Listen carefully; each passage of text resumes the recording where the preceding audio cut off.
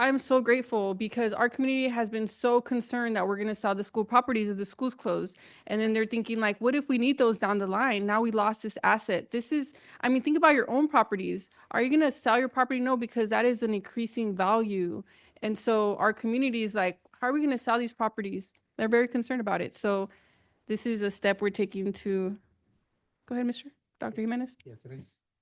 I just want to clarify that it's the starting point, so it's a discussion for today, just in case any other board members had any particular items they'd like to build into the resolution, then we will bring it back at the next board meeting for approval. If there were anything here that you would see or you would like to add. Thank you. Yes, thank you. So let's open it up to the team here. Mr. De La Torre? Thank you, Madam President. I think this is great. I would like to read to the community out there, part of the resolution, if I may.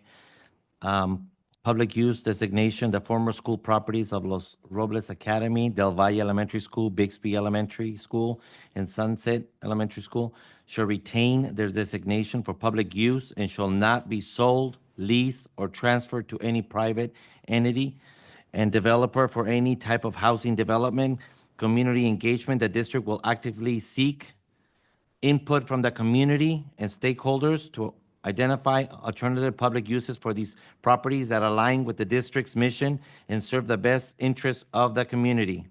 Prohibition of private development. The district explicitly prohibits the sale, lease, or transfer of these properties to any form of private or residential development, including but not limited to staff housing, infill housing, condominium developments, or similar projects.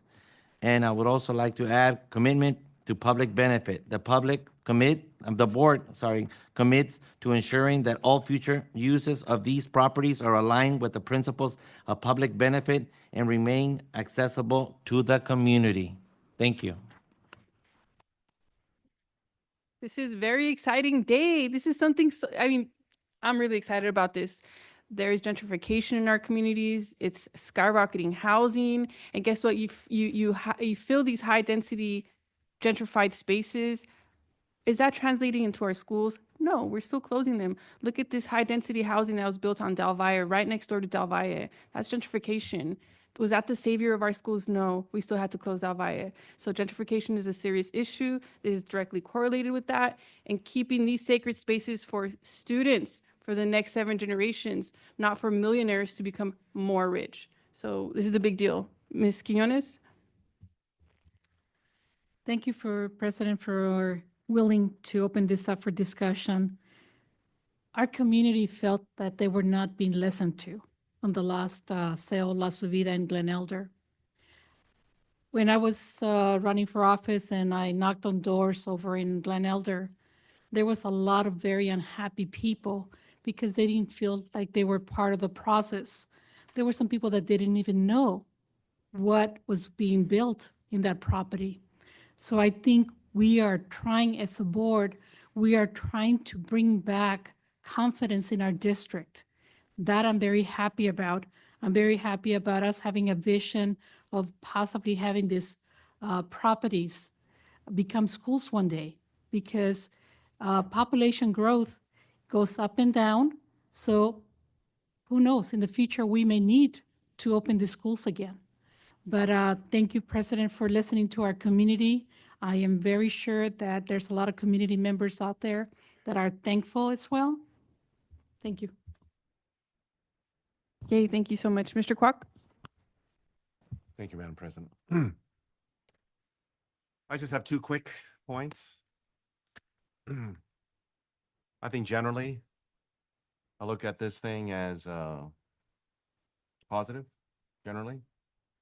But at the same time, there's a context of this which I am not aware of. I freely admit I don't know. I don't know, finances and things like this, right? I look forward to trying to learn more as we do those workshops and presentations in the community. So I say that. The other thing is that as I was looking at this thing, very quickly, the one part about this that I'm not really on board on is the prohibition on staff housing.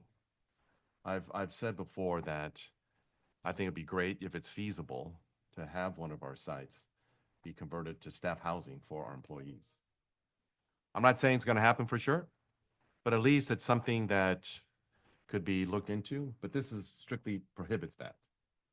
And I've always felt, and everybody understands this, one of the biggest issues, of course, that I had mentioned before, the difference between the median home price in LA County from 1969 to 2021.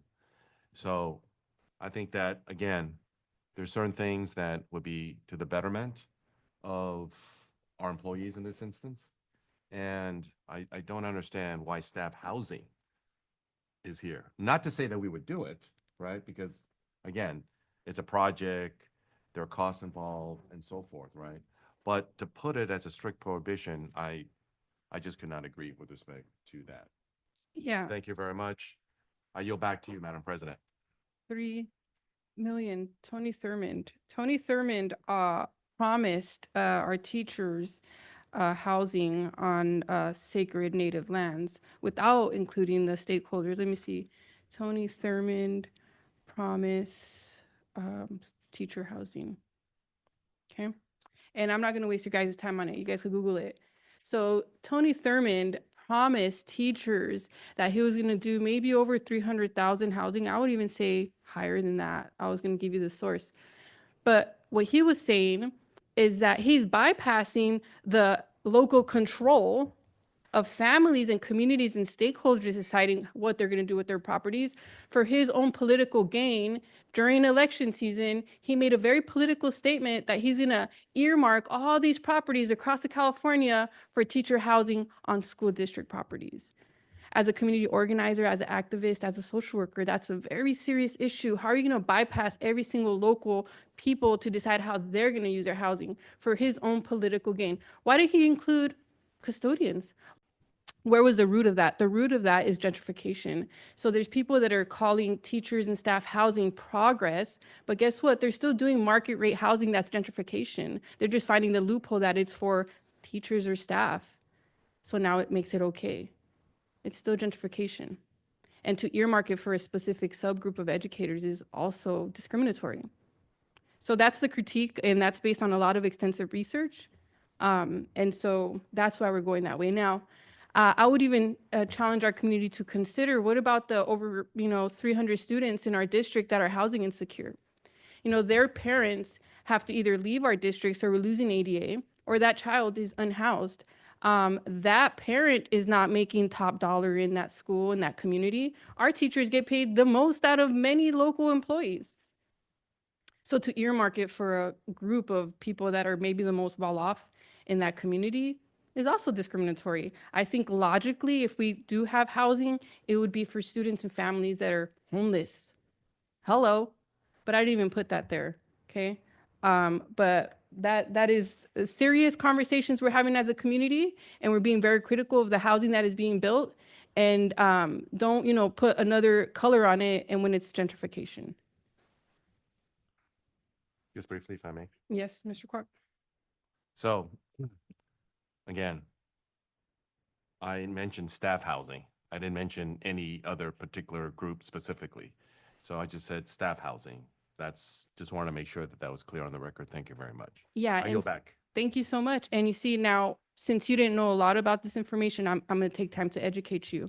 Across the state, when they talk about staff housing, it's with the teachers in the front. And that's because of a lot of the political, stuff and lobbying that's going on. And so that's why I referenced that, because that's what the facts are showing. Nothing against our teachers union, because they're not even talking about this. This is the statewide conversations in reference to staff housing. So since it is a time to add additions, I would like to get a list of all of our properties in the district, every single property and parcel that we have. And I want to add to this resolution to not sell any additional property and parcel without the board's consent, because people can be sneaky sometimes.